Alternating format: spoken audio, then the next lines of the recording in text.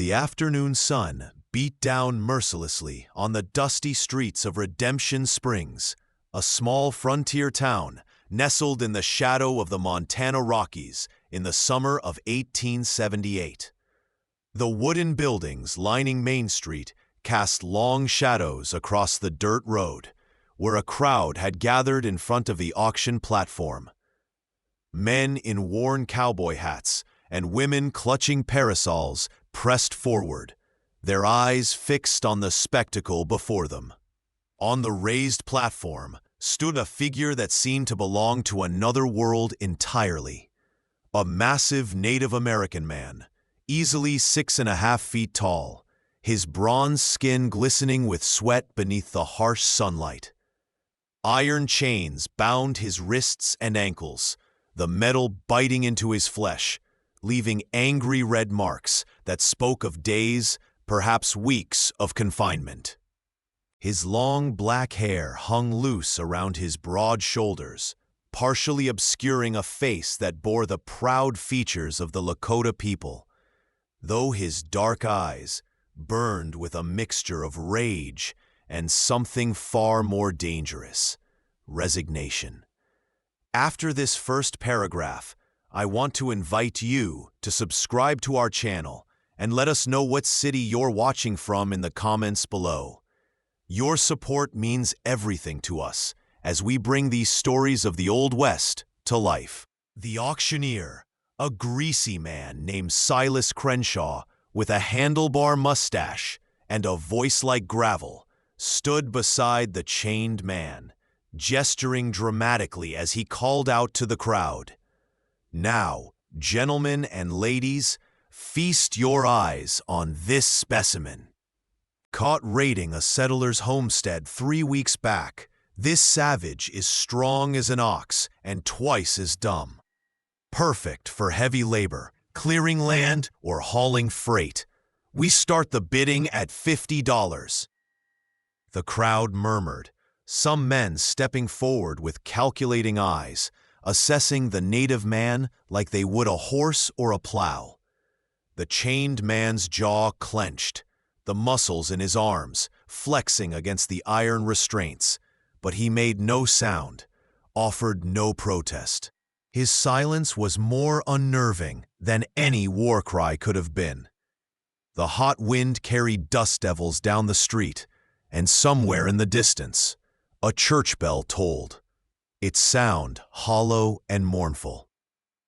Standing at the edge of the crowd, partially hidden beneath the awning of the general store, was a woman who seemed out of place among the rough frontier folk. Catherine Adelaide Whitmore, recently widowed at 32, wore a simple but well-made dress of deep blue calico, her auburn hair pinned up beneath a modest bonnet. Her green eyes, red-rimmed from months of grief, studied the scene before her with an expression that was difficult to read. She had come to town for supplies, nothing more, but something about the chained man on the platform had stopped her in her tracks. While others saw a dangerous savage, a beast to be bought and broken, Catherine saw something else entirely. In those dark eyes, beneath the fury and the pride, she glimpsed a soul, battered, yes, but not extinguished. She saw intelligence, pain, and a humanity that the crowd seemed determined to deny. Her late husband, Thomas, had taught her to see beyond surfaces, to recognize the worth in all God's creatures, and though he had been gone 6 months now, his lessons remained. $60, called out a burly rancher from the back of the crowd, his voice thick with whiskey even at mid-afternoon. 70, countered a mining foreman, his eyes cold and calculating as he imagined the native man hauling ore from the depths of his silver mine. The bidding continued, the price climbing as Catherine's heart hammered in her chest. She knew what would happen to this man if he fell into the hands of the rancher or the mine owner. He would be worked to death within a year, treated worse than livestock, his spirit crushed beneath the weight of endless labor and cruelty. The thought made her stomach turn, and before she fully realized what she was doing, her hand shot up. $100, she called out, her voice surprisingly steady despite the trembling in her limbs. The crowd fell silent, every head turning to stare at the widow standing alone at the edge of the assembly. Silas Crenshaw's eyebrows shot up in surprise, and a ripple of shocked murmurs spread through the gathered townspeople. "Mrs. Whitmore," the auctioneer said, clearly uncertain. "Ma'am, are you quite certain?" "This is a dangerous savage, not suited for—" "I am perfectly certain," Catherine interrupted, stepping forward through the parting crowd, her chin raised despite the curious and some disapproving stares. $100 in gold coin if you'll accept it." On the platform, the chained man's eyes found hers for the first time, and Catherine felt a jolt run through her entire body. Those eyes, dark as midnight, deep as the forest, held hers with an intensity that should have frightened her, but somehow did not. For a long moment, the world seemed to narrow to just the two of them, widow and captive, separated by iron chains and an entire world of difference, yet connected by something indefinable. The auctioneer cleared his throat, greed overcoming his surprise. "Well now, $100 is a fine bid indeed. Do I hear 110? 110 from anyone?" He scanned the crowd, but the rancher and the mine foreman both shook their heads and stepped back, unwilling to compete with such a sum for mere labor, no matter how strong. Going once, going twice. Sold to Mrs. Catherine Whitmore for $100. Silas brought his gavel down with a sharp crack that seemed to echo across the town. Catherine's hands shook as she reached into her reticule and counted out the gold coins. Money that had been meant for feed, for repairs to the ranch, for survival through the coming winter. She climbed the platform steps, her boots clicking against the wood, and handed the money to the auctioneer, who counted it twice before nodding with satisfaction. "He's all yours, Mrs. Whitmore," Silas said with a crooked grin, dangling a key to the chains. "Though I'd advise keeping him chained up good and proper until you're sure he won't scalp you in your sleep." Catherine took the key, her fingers closing around the cold metal, and turned to face the man she had just purchased. Up close, he was even more imposing, towering over her by more than a foot, his chest and shoulders rippling with muscle beneath the torn remnants of a buckskin shirt. Scars crisscrossed his arms and torso, each one telling a story of survival, of battles fought and endured. But it was his face that held her attention, the strong jaw, the high cheekbones, the proud nose, and those eyes that seemed to see straight through to her very soul. "Can you understand English?" she asked softly, aware of the crowd watching from below. For a long moment, he said nothing, simply studying her with an expression she could not decipher. Then finally, he spoke, his voice deep and rough from disuse. "I understand." The simple words sent a strange thrill through Catherine, confirming what she had suspected. This was no mindless savage, but a man of intelligence and dignity, brought low by circumstances beyond his control. "I'm going to unchain you," she said, holding up the key so he could see it. "I'm going to take you to my home, but I need your word that you won't run, won't harm me or anyone else. Can you give me that?" The man's eyes narrowed slightly, suspicion evident in his gaze. He had no reason to trust her, no reason to believe her intentions were any different from the others who had bid on him like cattle. But something in her face, in the earnest plea in her green eyes, seemed to give him pause. "Why?" he asked simply. "Why buy me? What do you want?" Catherine took a breath, trying to find words for something she barely understood herself. "Because I looked at you and I didn't see a beast," she said quietly, so only he could hear. "I see a soul that's still gentle, still human beneath all this anger and pain. And I think," she hesitated, then pressed on, "I think you deserve better than to be worked to death in a mine or beaten on some rancher's spread." The man stared at her for so long that Catherine began to fear she had made a terrible mistake, that her compassion would be rewarded with violence the moment the chains came off. But then, almost imperceptibly, he nodded. "Give you my word," he said, each word measured and deliberate. "I will not run. I will not harm you."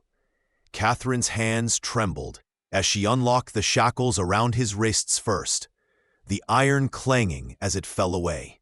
The skin beneath was raw and bloody, and she had to suppress a gasp at the sight.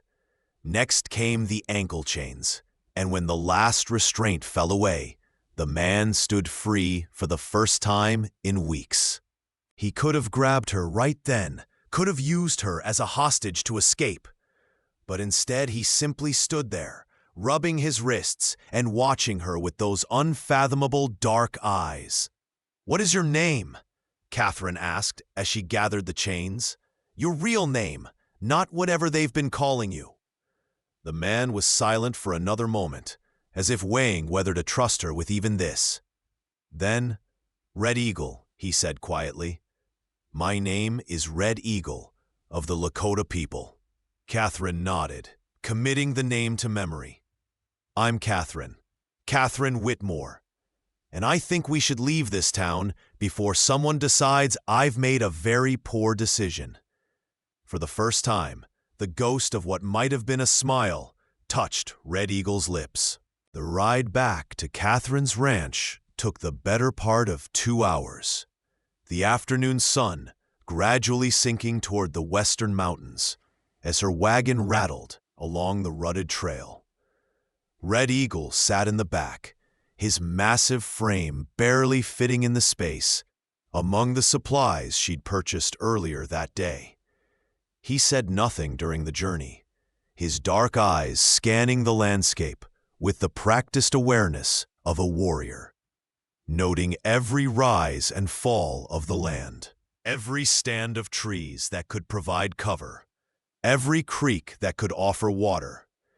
Catherine tried not to stare at him through the small opening behind the driver's seat, but she found her eyes drawn to him again and again, fascinated by the contrast between his obvious physical power and the stillness with which he held himself.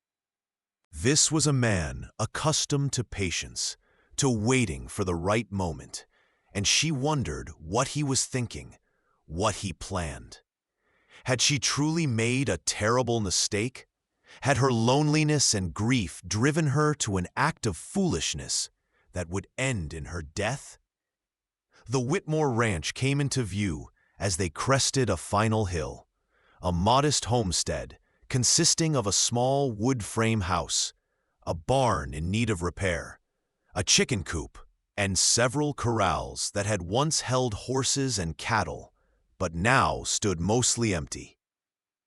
Catherine's late husband, Thomas, had been a dreamer, a man of grand plans and limited practical sense, and his death in a riding accident had left her with debts, a failing ranch, and very few options. The land itself was good, nestled in a valley with a creek running through it, surrounded by pine forests and meadowland. But working it alone had proven nearly impossible. She had been considering selling, returning east to her sister in Pennsylvania, when something had compelled her to attend that auction in town. As she pulled the wagon to a stop in front of the barn, Catherine realized she still had no clear plan for what came next.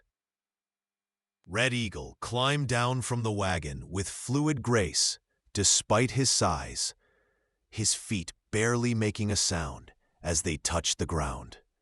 He stood in the center of the ranch yard, slowly turning in a complete circle, taking in every detail of his new surroundings. Catherine watched him, suddenly acutely aware that they were utterly alone out here, miles from the nearest neighbor, with no one to hear if she called for help. Her heart began to race, and she had to remind herself to breathe. "The barn is in poor repair," she said, her voice coming out steadier than she felt. "But there's a room in the back where the ranch hands used to sleep, back when we had ranch hands. It's not much, but it's dry and there's a stove. You could stay there." Red Eagle turned to face her, and she couldn't quite read his expression. "You will not chain me again?" he asked. Catherine shook her head firmly. "No, I won't chain you. You gave me your word, and I'm choosing to trust it." Something shifted in Red Eagle's eyes at those words, a crack in the armor of anger and suspicion he wore. No white person had trusted him, had treated him as a man of honor whose word meant something, in longer than he could remember. "I will see this place," he said simply, and began walking toward the barn. Catherine followed, feeling strangely like a guest on her own property. Inside the barn, dust motes danced in the shafts of light, coming through gaps in the roof. The smell of old hay and wood permeated the space, and the few remaining tools hung on the walls like relics of better times.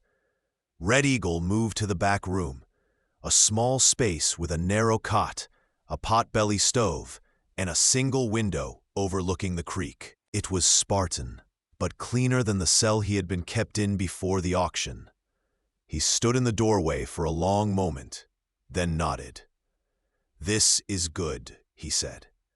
Catherine let out a breath she hadn't realized she'd been holding. "I'll bring you some food," she said, "and water for washing. Those wounds on your wrists need tending." She gestured to the raw, bloody marks left by the shackles. Red Eagle looked down at his wrists, as if noticing them for the first time. Then back at her. "Why do you do this?" he asked again, his voice holding genuine confusion. "You are alone here. I could kill you and take what I need. Why do you trust me?" Catherine met his gaze directly, refusing to look away despite the fear that still lurked in her chest. "Because 6 months ago, I buried the only person in this world who saw me as more than a burden or a commodity," she said quietly. "Because I know what it's like to feel invisible, to have people look at you and see only what they want to see. And because—" She paused, searching for the right words. "Because I believe there's goodness in you, Red Eagle. I believe you're more than what they tried to make you." The silence that followed was heavy with unspoken things. Red Eagle studied this strange white woman who had bought him with money she clearly couldn't spare, who spoke of trust and goodness when she should have been barricading herself in her house. Finally, he spoke. "I will not betray your trust," he said. And there was a weight to the words that made them more than a promise. They were an oath. "Good," Catherine said, and managed a small smile. "Now, let me get those supplies from the wagon, and we'll see about tending those wounds." As she turned to leave, Red Eagle spoke again. "Catherine." It was the first time he'd used her name, and hearing it in his deep voice sent an unexpected warmth through her. "Thank you." She nodded, not trusting herself to speak, and hurried back to the house, her mind spinning with the magnitude of what she had done and the unknown road that now lay before them both. The days that followed established a tentative rhythm on the Whitmore Ranch, a dance of careful distance and gradual understanding. Catherine had expected Red Eagle to vanish in the night, despite his promise. But each morning, she woke to find him already at work, repairing the barn roof, mending fences, chopping wood for winter, with a tirelessness that seemed almost superhuman. He worked from dawn until dusk, speaking little, accepting the meals she brought him with a simple nod of thanks. She noticed he never ate in her presence, always taking his plate back to his room in the barn, maintaining the distance between their two worlds. Yet, there were moments when that distance seemed to shrink, when their eyes would meet across the yard and something unspoken would pass between them. A recognition, perhaps, that they were both survivors of their own private griefs, both trying to find solid ground in an uncertain world. On the fourth day, as Catherine struggled to move a heavy trough that had fallen over in a windstorm, Red Eagle appeared at her side without a word and lifted it as if it weighed nothing, positioning it exactly where she needed it. "Thank you," she said breathlessly. He nodded and turned to go, but she called after him. "Red Eagle, wait!" "I've been thinking. This ranch is too much for one person, and I can't afford to hire proper help. If you're willing to stay, to help me make this place work, I can offer you wages. Not much, but something. And," she hesitated, then continued, "and you'd be a free man, not a slave. You could leave whenever you wanted." Red Eagle turned back, his expression unreadable. "And if I stayed?" he asked. "What then?" Catherine felt her cheeks warm under his steady gaze. "Then we'd be partners, of a sort. You'd help me save this ranch, and I'd help you. Well, I suppose I'd help you build a life here, if that's what you wanted." The corner of his mouth twitched, not quite a smile, but close. "I will stay," he said simply. "For now." As summer deepened and the days grew longer and hotter, the ranch began to show signs of revival. Under Red Eagle's care, the fields that had lain fallow sprang back to life. The buildings regained their integrity, and the few head of cattle Catherine had left grew healthier on the improved pasture. But more than the physical changes, something was shifting between the widow and the warrior, a growing ease that neither had anticipated.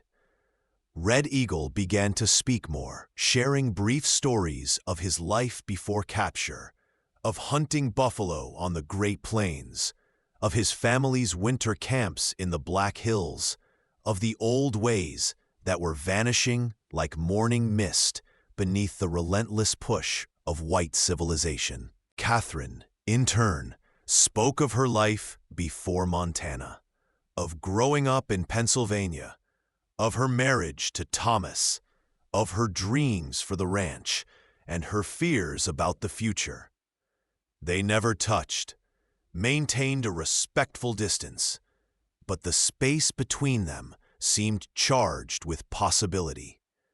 One evening in late July, a violent thunderstorm rolled down from the mountains, turning the sky black as midnight and unleashing torrents of rain that hammered the ranch like bullets.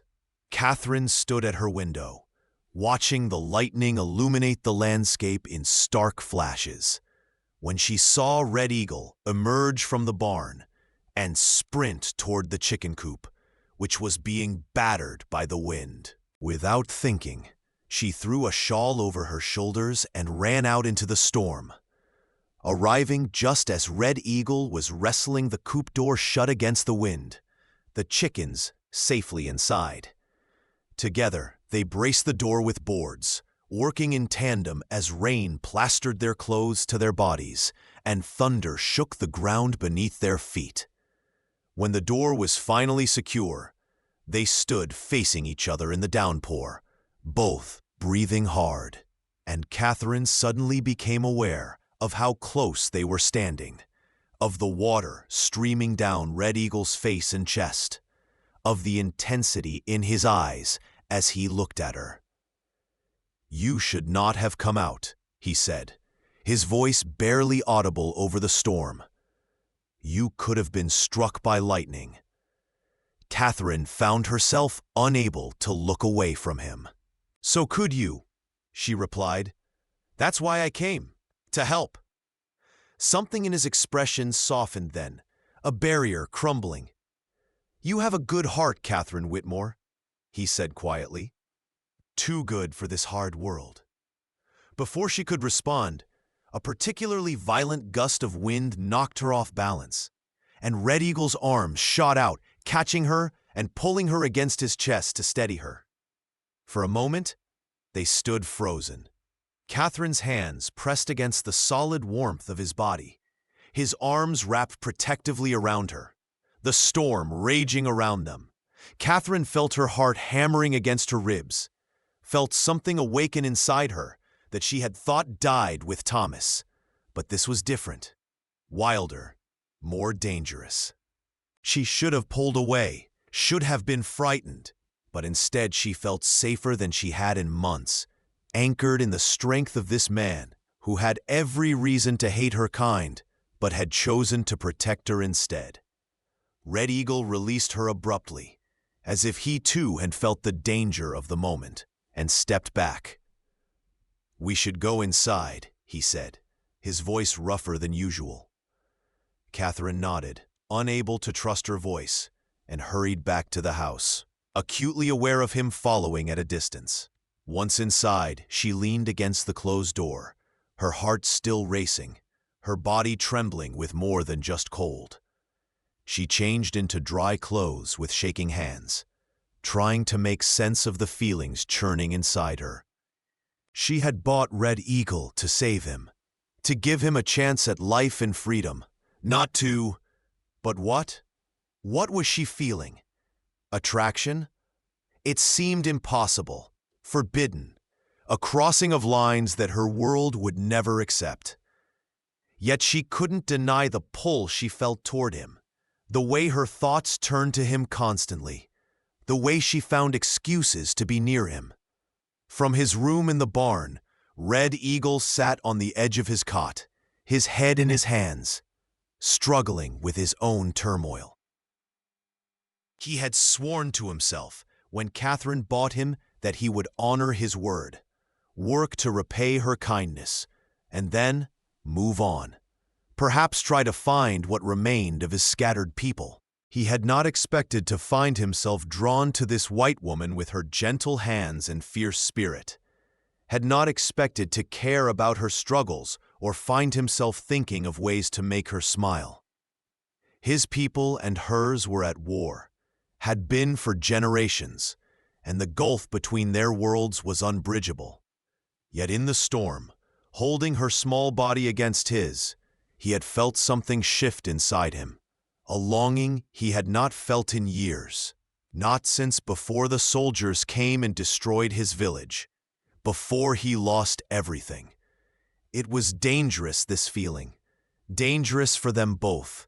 He stood and moved to the window, watching the rain slowly taper off as the storm moved east, and wondered if he should leave after all, before something irreversible happened. The following morning dawned clear and fresh, the storm having scrubbed the air clean. Catherine emerged from her house to find Red Eagle already at work, repairing storm damage, his face carefully neutral when he glanced her way. They worked separately that day, avoiding each other, both trying to push away the memory of the night before. But avoidance was impossible on a small ranch where two people depended on each other. And by afternoon, they found themselves working together to repair a section of fence that had been knocked down by a fallen tree. The work was hard and hot, and as the sun beat down mercilessly, Catherine found herself watching the play of muscles beneath Red Eagle's skin as he lifted and positioned the heavy fence posts. She wondered what scars lay beneath those layers of bronze skin, what stories of pain and survival his body could tell, and felt a sudden, fierce desire to know all of them, to understand every part of this complex man who had entered her life so unexpectedly. Red Eagle, for his part, found his eyes drawn to Catherine as she worked beside him with determination despite her smaller stature, her auburn hair escaping from its pins to curl around her face, her green eyes bright with concentration. He noticed the freckles scattered across her nose and cheeks, the graceful line of her neck, the way her hands moved with practiced efficiency even at unfamiliar tasks. She was beautiful, he realized with a start, not in the obvious way of youth, but in the deeper way of character and strength, forged through adversity. More than that, she was kind, genuinely kind, not with the condescending charity of those who saw his people as lesser beings, but with a respect that acknowledged his humanity and worth. It was this, more than her physical beauty, that was drawing him in, that was making him reconsider his plans to leave. When their hands accidentally brushed while reaching for the same tool, the contact sent a jolt through him like lightning. And from the way Catherine pulled back, he knew she had felt it too. That evening, as the sun set in a blaze of orange and pink, Catherine brought Red Eagle's dinner to the barn as usual, but this time she didn't immediately leave. "May I sit with you?" she asked, gesturing to the rough-hewn bench outside the barn door. Red Eagle hesitated, then nodded, and she settled beside him, not too close, but closer than they'd been since the storm. They ate in companionable silence for a while, watching the colors fade from the sky, before Catherine spoke. "Tell me about your family, Red Eagle, if you want to, if it's not too painful." He was quiet for so long that she thought he wouldn't answer, but then he began to speak, his voice low and measured.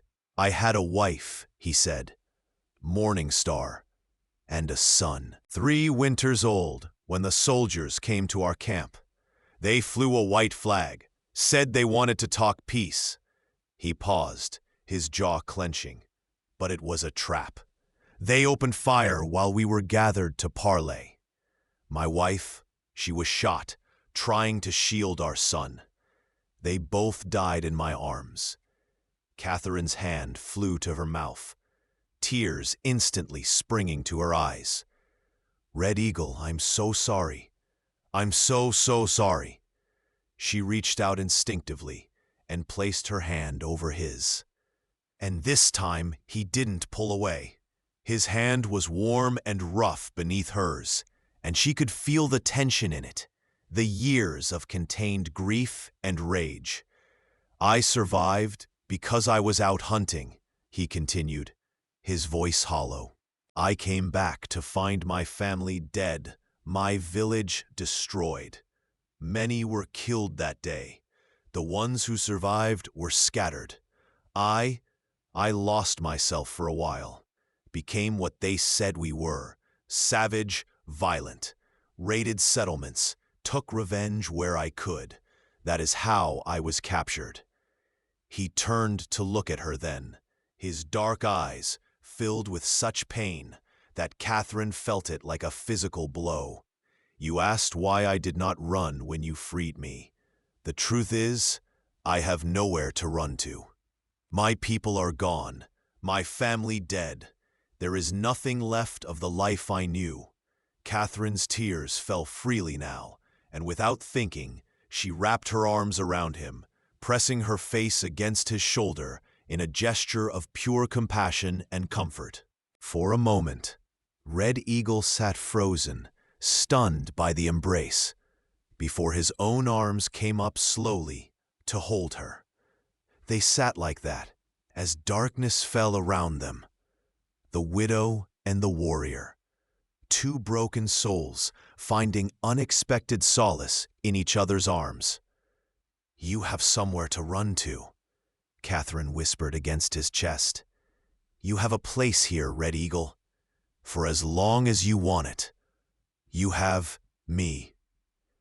Red Eagle pulled back slightly to look down at her, his hand coming up to cup her face with surprising gentleness. "Catherine," he said, his voice rough with emotion, "you do not know what you are saying. Your people would never accept." "I don't care what they accept," she interrupted, her green eyes blazing with sudden fierce determination. "I've spent my whole life doing what was expected, being what others wanted me to be. My husband was a good man, but he married me because I was suitable, not because he loved me. I've been invisible, Red Eagle. I've been a ghost in my own life. And then you came, and for the first time, someone sees me, really sees me. And I see you too. I see your pain, and your strength, and your heart, and She broke off, suddenly uncertain. But he was looking at her with such intensity that the words tumbled out. "I feel something for you, something I have no right to feel, but I do."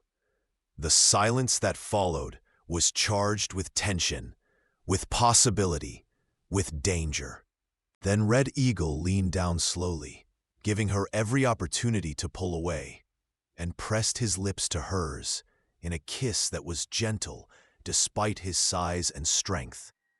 Catherine's eyes fluttered closed as she returned the kiss, her hands coming up to tangle in his long hair, feeling as if she were falling and flying at the same time. The kiss deepened, years of loneliness and loss pouring into it from both sides. A desperate seeking of connection, of comfort, of something real and true in a world that had taken so much from them both. When they finally broke apart, both were breathing hard, and Catherine found herself cradled in Red Eagle's lap, his arms around her like a fortress. "This is dangerous," he murmured against her hair. "For both of us. If your people find out, then we'll be careful," Catherine said firmly. "But I won't pretend I don't feel this, Red Eagle. I won't lose you, because of fear." He held her tighter, and she felt him nod against her head. "Then I will stay," he said. "I will stay with you, Catherine, for as long as you want me." "Forever then," she whispered. "Stay forever." The months that followed were both the happiest and most challenging of Catherine's life. By day, she and Red Eagle worked the ranch together, their partnership growing stronger and more efficient with each passing week. The ranch prospered under their combined efforts, the cattle multiplying, the fields producing abundant crops, the buildings standing strong against the elements. To any outside observer, they were simply employer and hired hand, maintaining proper distance and formality when others were around. But by night, when the world was asleep and the stars wheeled overhead in their ancient patterns, they came together in the privacy of the barn, or sometimes, daringly, in Catherine's house, exploring this unexpected love that had bloomed between such different worlds. They learned each other's bodies and souls with equal intensity. Red Eagle teaching Catherine the stories his people told about the stars, while she read to him from her treasured books, their two cultures meeting and mingling in the sanctuary they created together. But the outside world was never far away, and trouble, when it came, arrived on a crisp October morning in the form of 3 riders from town. Catherine recognized them immediately. Josiah Blackwood, a wealthy rancher who had coveted the Whitmore land for years and had made several offers to buy it after Thomas's death. Marshal Pete Hendricks, a decent enough lawman, but one who rarely went against powerful men like Blackwood. And Henry Crenshaw, nephew of the auctioneer Silas and a known troublemaker. Catherine's heart sank as she watched them approach, and she saw Red Eagle emerge from the barn, his face carefully blank, but his body tensed for danger. "Mrs. Whitmore," Blackwood called out, as he reined in his horse, tipping his hat in a mockery of politeness. "Lovely morning, isn't it?" His eyes slid past her to Red Eagle, and something cold and calculating entered his expression. "I see you're still keeping that savage around. Folks in town been wondering about that. Wondering if it's proper, a widow woman living alone out here with an Injun. No matter how docile you think you've made him." Catherine felt anger flare hot in her chest, but she kept her voice level. "Red Eagle works for me, Mr. Blackwood, same as any ranch hand would.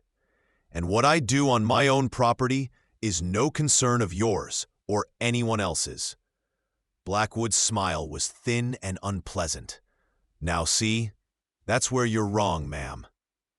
When it comes to harboring dangerous savages, it becomes everybody's concern.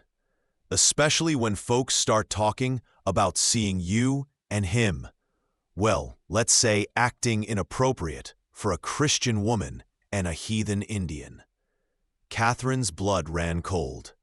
Someone had seen them, a neighbor passing by, or perhaps one of the ranch hands from a nearby spread. Her mind raced, calculating how to defuse the situation, but before she could speak, Marshal Hendricks cleared his throat.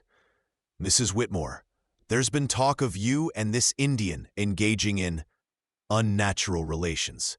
Now, I don't like to give credence to gossip, but Mr. Blackwood here is concerned enough to press the matter. I'm going to have to ask you some questions, and I need honest answers." Red Eagle moved closer to Catherine, and she saw his hand hover near his hip, where a gun would have been if he had one. His face was a mask of controlled fury, every muscle coiled and ready for violence. "You will not speak to her this way," he said, his voice low and dangerous. "You will leave this place now." Henry Crenshaw laughed, a harsh, ugly sound. "Listen to the savage giving orders. Marshal, you gonna let him threaten us like that?" Hendricks looked uncomfortable, but placed his hand on his own pistol. "Red Eagle, I'm going to have to ask you to step back. Nobody wants trouble here." Catherine stepped between them, her heart pounding so hard she thought it might burst from her chest. "Please," she said, looking at the marshal. "Please, just go. Whatever you've heard, whatever you think you know, it's my business. I'm not hurting anyone. We're just trying to live our lives." Blackwood laughed, a cold sound that made Catherine's skin crawl. "Your business? Ma'am, you're a white woman consorting with a red savage. That ain't just your business. It's an abomination. Now, the way I see it, you got two choices. You can sell me this land at a fair price and get yourself back east where you belong, away from this animal you've been letting corrupt you. Or," he paused, letting the threat hang in the air, "or we can let the law take its course. I imagine they'll hang your pet Indian for rape, and you'll be run out of the territory in disgrace. Either way, this land will be mine, and things will be set right." Catherine felt the world tilting beneath her feet. Everything she had built, everything she and Red Eagle had found together, was about to be torn apart by the hatred and greed of small-minded men. She looked at Red Eagle, saw the resignation in his eyes. He had always known this would end badly, had warned her, and felt something fierce and defiant awaken in her chest. "No," she said firmly, stepping forward to stand directly in front of Blackwood's horse. "I won't sell you my land, and you're not taking Red Eagle anywhere. He's done nothing wrong. We've done nothing wrong. Love isn't a crime, Mr. Blackwood, no matter how much you'd like it to be." The words hung in the air like a gunshot. The first time she had publicly acknowledged what lay between her and Red Eagle. And she saw shock ripple across all three men's faces. Blackwood's expression darkened with rage. Love? You dare call this perversion love? Marshal, arrest them both. I want this savage in chains before nightfall. Hendricks hesitated, clearly uncomfortable with the situation. But Henry Crenshaw had already drawn his pistol, pointing it at Red Eagle. "Move away from him, Mrs. Whitmore," Crenshaw ordered. "This savage is coming with us, one way or another."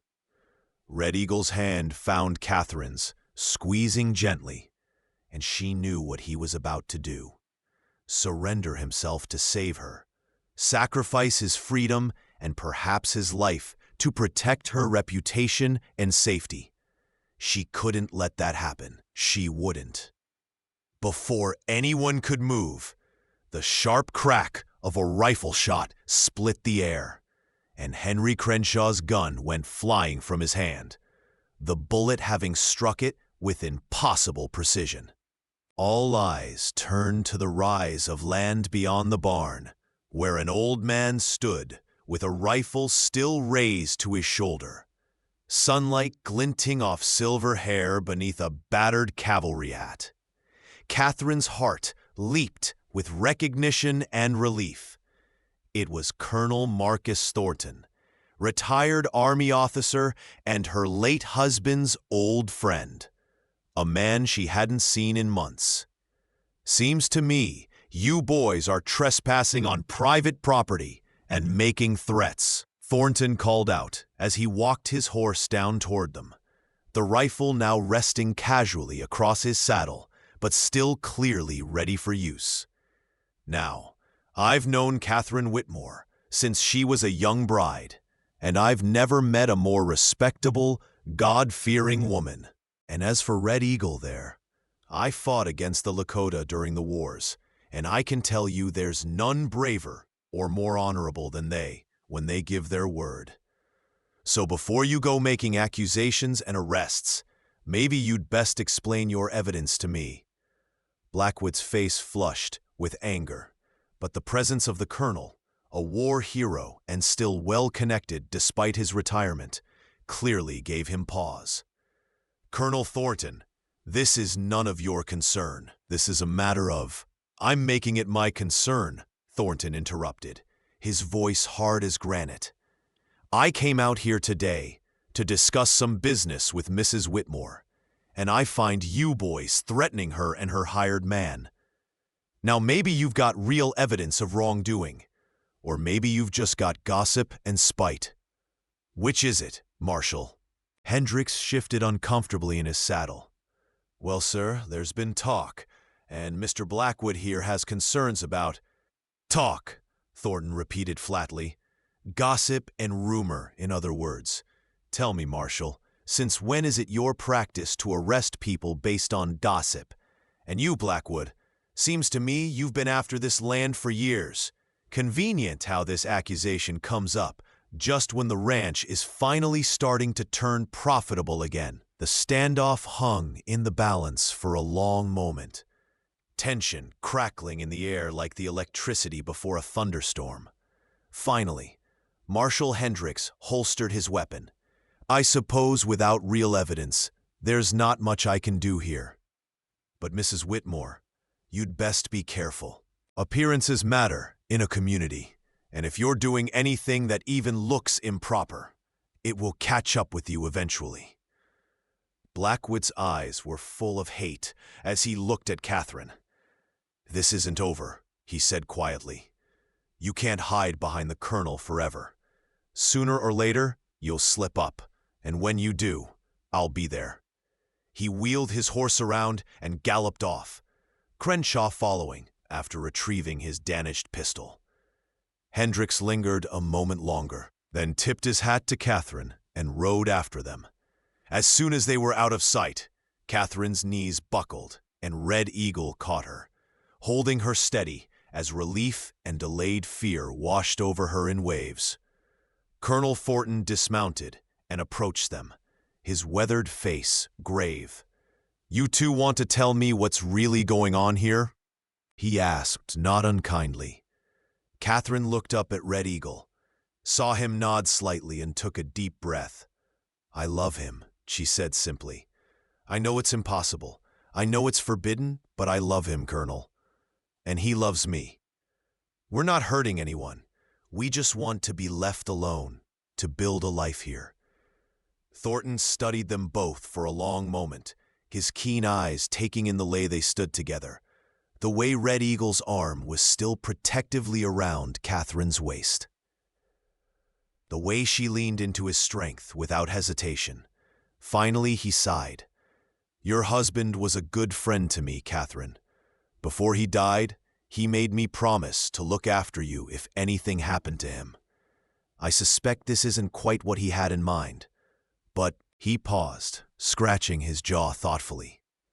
"But I've seen enough in my years to know that love is rare enough in this hard world, that maybe we shouldn't be so quick to judge where it grows." Catherine felt tears spring to her eyes. "You mean you're not going to condemn us?" Thornton shook his head. "I'm not saying it will be easy. Blackwood's right about one thing. The world won't accept this. You'll face opposition, hatred even. But," he looked at Red Eagle, "I've fought your people, son, and I've seen the worst of what happened out there on the plains. I've also seen the worst of what my own people did, the broken treaties and the massacres. I'm too old to keep carrying all that hate. If you've given your word to Catherine, I'm inclined to trust it." Red Eagle straightened, meeting the Colonel's gaze directly. "I have given my word, and I will keep it until my last breath. I will protect her, honor her, and build a life with her if she will have me." "Then that's good enough for me," Thornton said. "But you two need to be smart. Blackwood isn't going to let this go, and there are others who will feel the same way. You might want to consider heading somewhere less traditional. Oregon, maybe, or California. Places where the rules aren't quite so rigid, where folks are too busy building their own lives to worry about their neighbor's business." Catherine looked up at Red Eagle, a question in her eyes. He looked down at her, his dark eyes filled with love and something else. Hope, perhaps, or the first stirrings of it. "Would you go?" he asked her quietly. "Would you leave this place, this land you fought so hard to keep, to be with me?" Catherine thought of the ranch, of the years of work she and Thomas had put into it, of the dreams they built here. Then she thought of Red Eagle, of the future they could build together somewhere new. Somewhere that wouldn't try to tear them apart for daring to love across the boundaries their respective peoples had drawn. "This land is just dirt and timber," she said finally. "You are my home now, Red Eagle. Wherever we go, as long as we're together, I'll be home." The smile that broke across Red Eagle's face was like the sun emerging from behind storm clouds, transforming his usually stoic features into something radiant and young. He lifted Catherine off her feet, spinning her around as she laughed through her tears. And for the first time since that terrible day in town, she felt that maybe, just maybe, they would find a way through this. Colonel Thornton cleared his throat, a hint of a smile on his own weathered face. "I take it that's a yes, then. Good. I have some friends in Oregon Territory who owe me favors. I'll write you letters of introduction, and I'll also put out word that I've bought this ranch from you. That should keep Blackwood from trying to claim it was abandoned. With the money from the sale, you two will have enough to start fresh out west." He held up a hand as Catherine tried to thank him. "Don't thank me yet. You've got a hard road ahead. But if you love each other like I think you do, you'll make it. Love like that. Real, true love that crosses boundaries and breaks rules. That's worth fighting for. God knows this country was built on breaking rules and crossing boundaries. Maybe it's time we remembered that applies to matters of the heart too." Over the following weeks, Catherine and Red Eagle prepared for their departure, working frantically to sell the livestock, pack their belongings, and settle affairs. The news of the sale to Colonel Thornton spread through the territory, and Catherine endured cold looks and whispered conversations whenever she ventured into town. But with the Colonel's protection and Red Eagle at her side, no one dared confront her directly. Blackwood made one last attempt to stop them, showing up at the ranch with the marshal in tow, claiming that Red Eagle had stolen from him. But the Colonel's testimony and his status as a respected member of the community shut down the accusation before it could gain traction. Finally, on a crisp morning in late November, with the first snow already dusting the mountain peaks, Catherine and Red Eagle loaded a covered wagon with their possessions and prepared to leave Montana behind forever. Catherine stood in front of the small house one last time, looking at the place where she had known both profound loneliness and unexpected joy, where she had lost one life and found another. Red Eagle came to stand beside her, his hand finding hers, his strength a comfort as always. "Are you sure?" he asked quietly. "Once we leave, we cannot come back." Catherine turned to look at him. This man, who had come into her life in chains and had freed her heart in ways she never could have imagined. She thought of Morning Star and the small son Red Eagle had lost, of Thomas and the life she had known, of all the people and places that had shaped them both. Then she thought of the future, uncertain and challenging, but filled with possibility. And she knew there was only one answer. "I'm sure," she said firmly. "Let's go build our new life, Red Eagle, together." He lifted her hand to his lips and kissed it gently, a gesture that was both tender and reverent. And she saw in his eyes the same certainty she felt in her own heart. Colonel Thornton rode with them the first day, ensuring they made it safely beyond the territory where Blackwood's influence reached.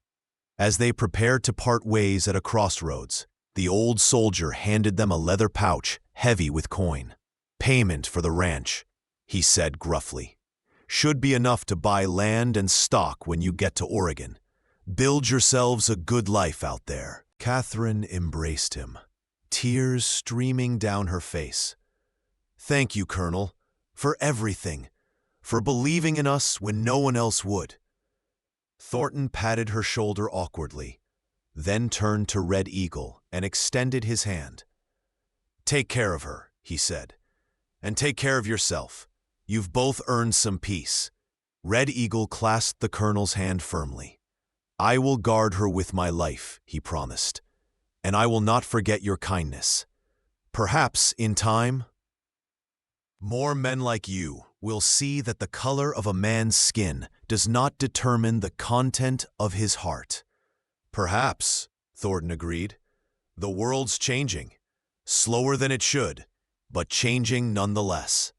Maybe you two are part of that change." With a final wave, he turned his horse back toward Montana, leaving Catherine and Red Eagle to continue west. The journey to Oregon was long and grueling, through mountain passes already treacherous with snow, across high desert plateaus where the wind cut like knives, through forests so dense they blocked out the sun. There were nights when they huddled together in the wagon, wrapped in blankets against the bitter cold, wondering if they had made a terrible mistake. There were days when they encountered other travelers who stared at them with suspicion or hostility, forcing them to camp alone rather than risk confrontation. But there were also moments of breathtaking beauty, sunrises that painted the mountains gold and crimson, herds of wild horses racing across the plains, the first glimpse of the Pacific Ocean in the distance. And through it all, they had each other, their love growing deeper and stronger with each mile traveled, each obstacle overcome together. Red Eagle taught Catherine the skills of survival he had learned as a Lakota warrior. How to read the land, track game, find water in the desert. Catherine taught Red Eagle to read and write in English, opening up a new world of knowledge and possibility. They arrived in Oregon Territory in early spring, when the valleys were green and lush with new growth, and with the help of Colonel Thornton's letters of introduction, they purchased a small homestead in a remote valley where other outcasts and misfits had found refuge. A community of former slaves, mixed-race families, religious dissidents, and others who didn't fit into the rigid structures of proper society. Here, for the first time, Catherine and Red Eagle found acceptance. Their neighbors didn't care about the color of their skin or the rules they were breaking. They cared about whether a man kept his word and pulled his weight, whether a woman was a good neighbor and helped in times of trouble. Catherine and Red Eagle proved themselves quickly, working their land with the same dedication they had shown in Montana, and soon they were integrated into the fabric of the community. Red Eagle's hunting skills kept many families fed during lean times, while Catherine's nursing abilities, learned from caring for Thomas during his final illness, made her invaluable when sickness struck the valley. On a warm summer evening, a year after their arrival, Catherine stood on the porch of their new home. A solid cabin Red Eagle had built with his own hands from timber he had cut and milled himself, looking out at the valley spread below them. Wheat fields swayed in the breeze, cattle grazed peacefully in the meadows, and in the distance, she could see their neighbors' homesteads dotting the landscape, smoke rising from their chimneys. In the twilight, she felt Red Eagle's arms wrap around her from behind, his chin resting on the top of her head, and she leaned back against him with a contented sigh. "Happy?" he murmured against her hair. "Happier than I ever thought possible," she replied, turning in his arms to face him. "I used to think happiness meant having everything in order, everything proper and acceptable. But I've learned that real happiness means being true to yourself, even when the world says you're wrong, especially then." Red Eagle's hands moved to her waist, and for the first time, she saw him look uncertain. "Catherine, there is something I wish to ask you." He paused, as if gathering courage, and she realized with a start that he was nervous. "In my people's way, we did not have ceremonies like the white man's weddings. But we had commitments, bonds that were made before the tribe and the spirits. I know we cannot marry in a church, that no white preacher would perform such a ceremony. But he reached into his pocket and drew out a small object, a beautifully carved wooden ring, inlaid with turquoise stones. "I made this for you. In my heart, you are already my wife, but I wish to ask you properly. Catherine Adelaide Whitmore, will you bind your life to mine, in the eyes of whatever gods watch over us, for all our days?" Catherine felt tears streaming down her face as she looked at the ring, at the man offering it, at the life they had built together against all odds. "Yes," she whispered. "Yes, Red Eagle, 1,000 times yes. You are my husband in every way that matters, and I will be your wife until my last breath." He slipped the ring onto her finger, and she saw that his own hands were shaking with emotion. Then he pulled her into his arms and kissed her with a passion and tenderness that spoke of all the love he could not always put into words. And Catherine kissed him back with equal fervor, pouring into it all her joy and gratitude and fierce, protective love for this man who had taught her what it meant to be truly seen, truly valued, truly loved. The next Sunday, the small community gathered at their homestead for a celebration.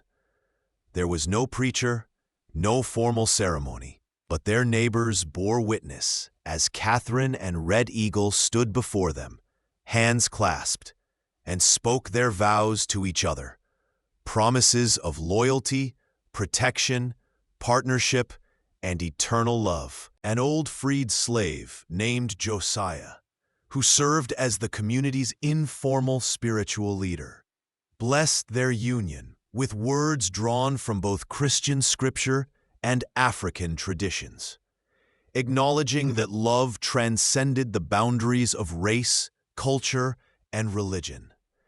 Then everyone celebrated with food, music, and dancing that lasted long into the night, the valley ringing with laughter and joy.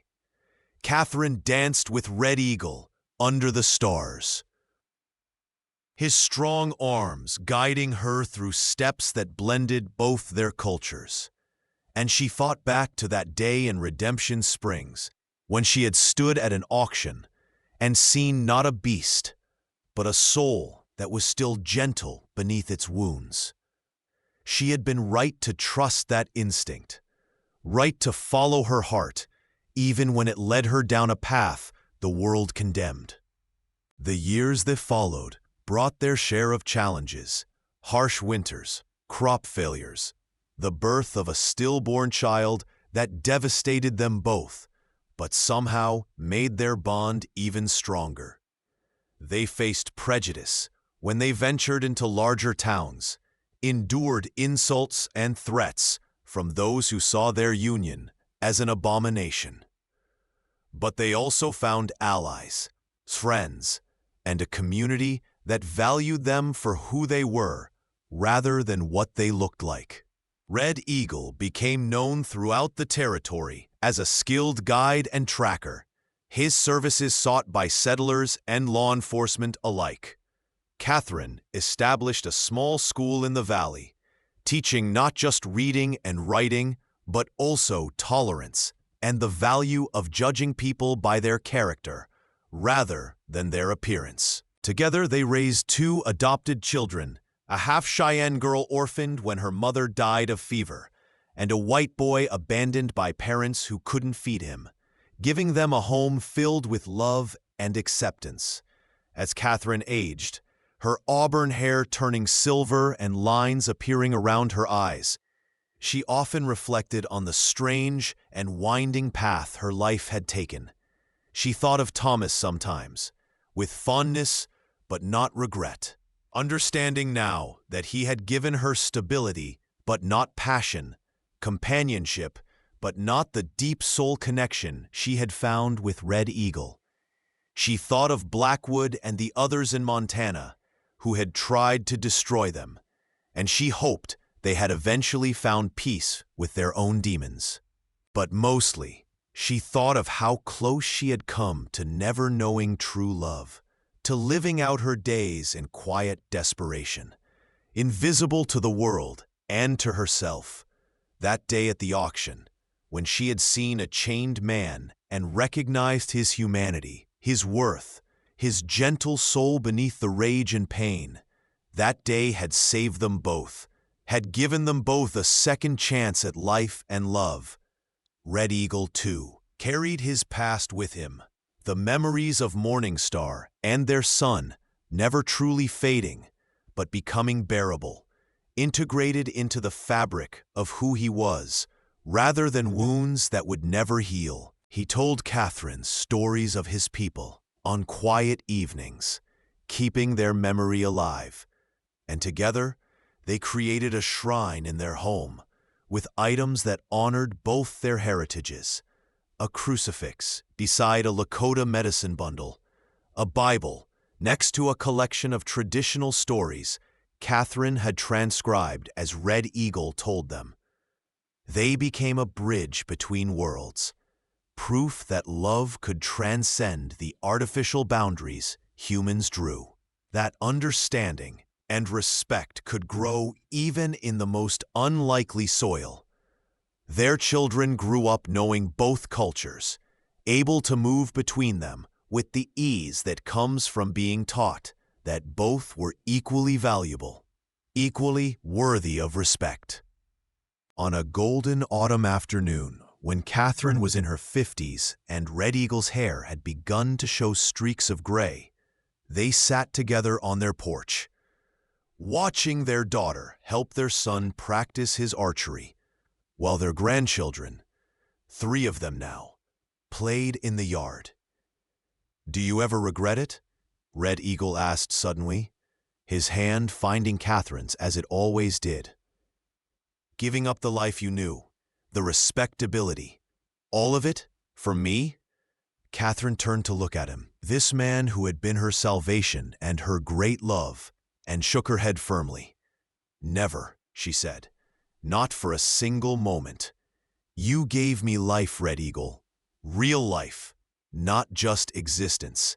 You taught me that love is worth fighting for, worth sacrificing for, worth everything. If I had to do it all again, I would make the same choice in a heartbeat." He raised her hand to his lips and kissed it, as he had done countless times over the years. "I love you, Catherine Whitmore," he said softly. "My brave, beautiful, impossible woman, who saw a soul when others saw only a beast. You freed me that day, but I think perhaps I freed you too." "We freed each other," Catherine agreed, leaning her head on his shoulder. "We freed each other." As the sun set over their valley, painting the sky in shades of purple and gold, Catherine thought about all the people who would never understand what she and Red Eagle had found, who would condemn them for daring to love across the boundaries of race and culture. She thought about how much easier their lives would have been if they had chosen the conventional path, stayed within the lines society had drawn. But she also knew with absolute certainty that a comfortable life without love was no life at all, that safety without passion was merely a different kind of prison. She and Red Eagle had chosen the harder path, the path that required courage and sacrifice and unwavering commitment to each other.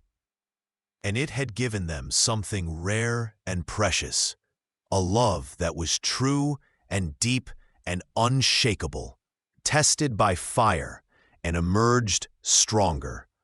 Their story might never be celebrated, might never be written in the history books, but it was real, and it was theirs.